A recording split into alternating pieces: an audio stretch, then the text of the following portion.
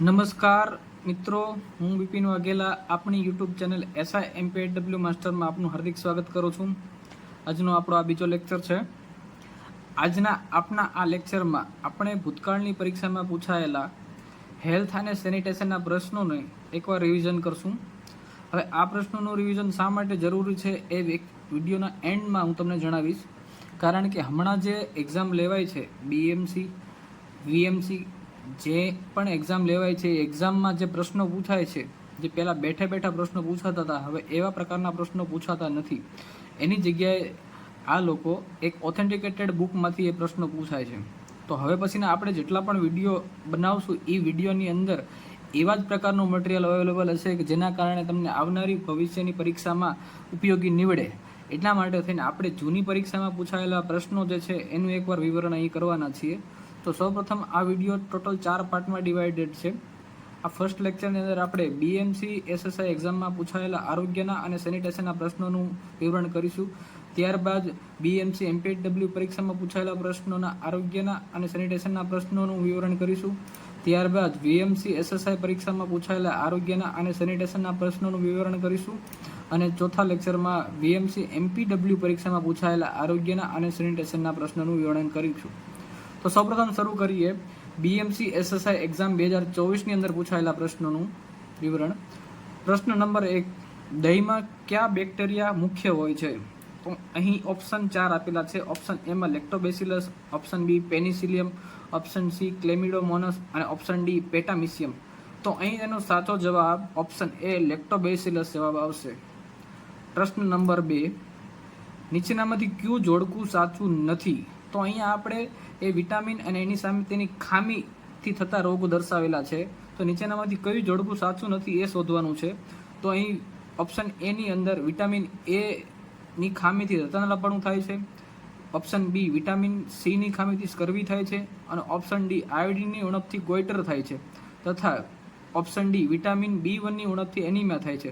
તો અહીં option A, B, C એ સાચા છે, જ્યારે ઓપ્શન D વિટામિન B1 ની ઉણપથી એનિમિયા થતો નથી. એટલે આનો સાચો જવાબ ઓપ્શન D આવશે.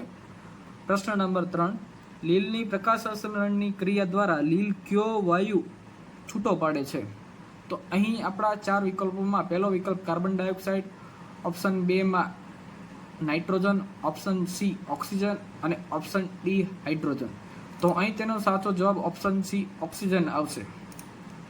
પ્રશ્ન નંબર 4, સ્વચ્છ ભારત અભિયાનનો મુખ્ય હેતુ શું છે? ઓપ્શન A ભારતભરમાં ઘન કચરાના નિકાલની યોગ્ય વ્યવસ્થા કરવી. ઓપ્શન B તમામ શેરીઓ અને રસ્તાઓની નિયમિત સાફ સફાઈ કરવી. ઓપ્શન C ખુલ્લામાં શૌચ મુક્ત ભારત અને ઓપ્શન D પ્રદૂષણ મુક્ત ભારત. તો અહીં તેનો સાચો જવાબ ખુલ્લામાં શૌચ મુક્ત ભારત કરવાનો, એટલે કે ઓપ્શન C જવાબ આવશે. પ્રશ્ન નંબર 5, નગરપાલિકાના ઘન કચરાના નિકાલના નિયમોમાં નીચે જણાવેલા કચરાનો સમાવેશ થતો નથી. અહીં 4 ઓપ્શનમાં ઓપ્શન A જાહેરનામું કરાવેલ વિસ્તારનો કચરો, ઓપ્શન B ઔદ્યોગિક કચરો, ઓપ્શન C વિશેષ આર્થિક વિસ્તારનો કચરો અને ઓપ્શન D જાત્રાના સ્થળોનો કચરો. તો અહીં તેનો સાચો જવાબ આપણો ઓપ્શન B ઔદ્યોગિક કચરો આવશે. પ્રશ્ન નંબર 6, શહેરી વિસ્તારમાં પાણીની જરૂરિયાત કેટલા લીટરની પ્રતિ વ્યક્તિ દિન હોય છે? તો option A 50, option B 80, option C 40 અને ઓપ્શન D 130. તો અહીં આપણો સાચો જવાબ ઓપ્શન D 130 લીટર હોય છે. પ્રશ્ન નંબર 7, ગૌશાળા પાણીના સ્ત્રોતથી ઓછામાં ઓછી કેટલા ફૂટ દૂર હોવી જોઈએ? તો option A 100 foot, option B 30 foot, option C 50 foot, option D 80 ફૂટ. તો અહીં આપણો સાચો જવાબ છે ઓપ્શન B 30 ફૂટ. પ્રશ્ન નંબર 8, ખોરાકમાં ભેળસેળનો ગુનો સાબિત થવાથી ઓછામાં ઓછી કેદ કેટલી થાય છે? તો એ 4 ઓપ્શનમાં ઓપ્શન A 1 માસ, ઓપ્શન B 3 માસ, ઓપ્શન C 12 માસ અને ઓપ્શન D 6 માસ. તો અહીં આપણો સાચો જવાબ ઓપ્શન D 6 માસ આવે છે. પ્રશ્ન નંબર 9, પ્લેગનો રોગનો સ્ત્રોત તરીકે X જ્યારે રિઝર્વાયર તરીકે Y હોય છે. તો અહીં આપણે જે 4 ઓપ્શન છે તેમાંથી કયો ઓપ્શન સાચો છે એ જોવાનું છે, જેમાં ઓપ્શન X તરીકેનો સોર્સ હોય અને Y તરીકેનો રિઝર્વાયર હોય. તો ઓપ્શન A માં X બરાબર ગળફો અને Y બરાબર માણસ, ઓપ્શન B માં X બરાબર રિકેટિયા અને Y બરાબર ઈતરડી, ઓપ્શન C માં X બરાબર ઉંદર, Y બરાબર ચાંચડ, ઓપ્શન ડી માં x બરાબર ચાંચડ અને y બરાબર ઉંદર. તો એનો સાચો જવાબ છે ઓપ્શન ડી, x બરાબર ચાંચડ અને y બરાબર ઉંદર. પ્રશ્ન નંબર 10, દૂધના પેસ્ચ્યુરાઇઝેશન માટે કઈ પદ્ધતિનો વ્યાપકપણે ઉપયોગ થતો નથી? તો અહીં તેનો સાચો જવાબ છે, એના 4 ઓપ્શનમાં ઓપ્શન એ માં HTST, option B UST, option C holder અને ઓપ્શન ડી SHST. તો એનો સાચો જવાબ છે ઓપ્શન એ HTST. પ્રશ્ન નંબર 11, નીચે જણાવેલા રોગો પૈકી ખાદ્ય સંચાલકો દ્વારા કયો રોગ ફેલાતો નથી? તો 4 ઓપ્શનની અંદર option A parathyroid, option B કૃમિરોગ, option C salmonellosis, option D hepatitis. તો અહીં એનો સાચો જવાબ ઓપ્શન ડી હિપેટાઇટિસ બી આવશે, કારણ કે હિપેટાઇટિસ બી સંક્રમિત લોહીને કારણે ફેલાતો રોગ છે. પ્રશ્ન નંબર 12, દારૂના વ્યસનથી કયા વિટામિનની ખામી ઉત્પન્ન થાય છે? તો અહીં 4 વિકલ્પોમાં option A B12, option B B1, option C B6 અને ઓપ્શન ડી B3. તો એનો સાચો જવાબ ઓપ્શન B1 આવશે. પ્રશ્ન નંબર 13, કપાયેલા માનવ અંગો માટે બાયોમેડિકલ વેસ્ટ મેનેજમેન્ટ રૂલ્સ મુજબ કયા રંગના કન્ટેનરમાં નાખવા જોઈએ? તો 4 વિકલ્પોમાંથી ઓપ્શન એ લાલ રંગ, ઓપ્શન બી વાદળી રંગ, ઓપ્શન સી પીળો રંગ અને ઓપ્શન ડી સફેદ રંગ. તો એનો સાચો જવાબ ઓપ્શન સી પીળા રંગના કન્ટેનરમાં નાખવાના હોય છે. પ્રશ્ન નંબર 14, પાણીમાં જો આયર્ન અને નાઇટ્રાઇટની અશુદ્ધિઓ હોય તો મુક્ત અવશેષ ક્લોરીનની હાજરી જાણવા માટે કયો ટેસ્ટ કરવામાં આવે છે?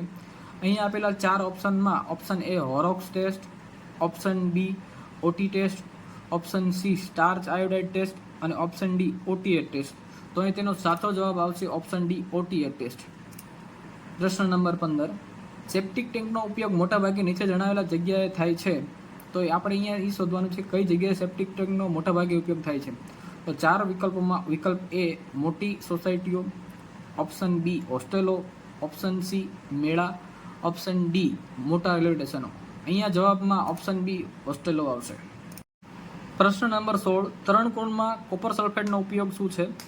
4 ઓપ્શનની અંદર ઓપ્શન એ બેક્ટેરિયાનો નાશ કરવા, ઓપ્શન બી ફૂગનો નાશ કરવા, ઓપ્શન સી લીલનો નાશ કરવા અને ઓપ્શન ડી ગંદકીને દૂર કરવા માટે. તો અહીં એનો સાચો જવાબ ઓપ્શન સી લીલનો નાશ કરવા માટે કોપર સલ્ફેટનો ઉપયોગ થાય છે. પ્રશ્ન નંબર 17, કોશિયોકર થવાનું કારણ શું છે? અહીં આપેલા 4 વિકલ્પોમાં ઓપ્શન એ કાર્બોહાઈડ્રેટનો ખોરાકમાં અભાવ, ઓપ્શન બી પ્રોટીનનો ખોરાકમાં અભાવ, ઓપ્શન સી મલ્ટીવિટામિનનો ખોરાકમાં અભાવ અને ઓપ્શન ડી ચરબીનો ખોરાકમાં અભાવ. તો અહીં એનો સાચો જવાબ ઓપ્શન બી પ્રોટીનનો ખોરાકમાં અભાવ હોવાથી કોશિયોકર થાય છે. પ્રશ્ન નંબર 18, કયા વૈજ્ઞાનિકે સૌપ્રથમવાર લંડનમાં ફાટી નીકળેલા કોલેરાનું કારણ પ્રસ્થાપિત કર્યું હતું? તો અહીંયા આપેલા 4 ઓપ્શનમાં option A Edward Jenner, option B Robert Koch, option C Winslow અને ઓપ્શન ડી જોન્સનો. તો અહીં તેનો સાચો જવાબ ઓપ્શન ડી જોન્સનો આવશે. વિદ્યાર્થી મિત્રો, આપે જોયું હશે કે ફર્સ્ટ લેક્ચરની અંદર આપણે જે પીપીટી જે ડેમો લેક્ચર મૂકેલો હતો એમાં આ પ્રશ્નનો ઉલ્લેખ થયેલો છે. તો અહીં આપણે BMC SSIની પરીક્ષામાં પૂછાયેલા પ્રશ્નોનું વિવરણ કર્યું. હવે પછીના લેક્ચરમાં આના પછીનો વિડીયો લઈને આવશું. Thank you.